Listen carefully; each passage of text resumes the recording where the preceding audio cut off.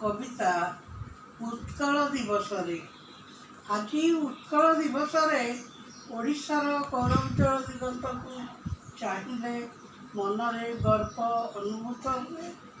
उत्कल जननी केते उत्थान पतन दे गति करी आजिर दिन में उपनीत अतीत उत्कल जितेबले नष्ट विनष्ट समुदाय उत्कल विच्छिन्न तार कथा विलुप्त अवलुप्त से समय पतन मुखर पंचायत आधुनिक ओडिया साहित्यर योद्धागण जो मैंने लेखनी भाषा आंदोलन करी ओडिया साहित्यर लुप्त गौरव फेराई आनिले।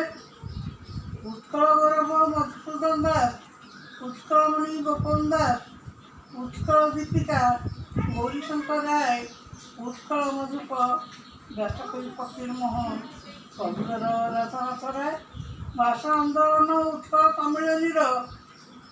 सम्मिलन आपण प्रचेषा ओडिशा स्वतंत्र प्रदेश गठन हो 1936 एप्रिल 1 तारिख उत्कल दिवस पालन होता।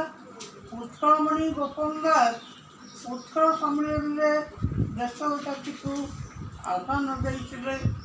यही सम्मिलन जाति प्राण सिंधु कोटि प्राण बिंदु धरे तोर प्राण बिंदु मिसाइबे भाई यही पड़ी सिंधुली से प्रचेषा आज ओडिशा उत्कल प्रदेश विच्छिन्न अंचल को ओडिशा को उद्धार करी नूतन ओडिशा गठन आज आमर ओडिशा गर्व गौरवर अत्युच्च शिखर एप्रिल 1 तार स्मारकी उत्कल जननी पाद तले शत प्रणाम।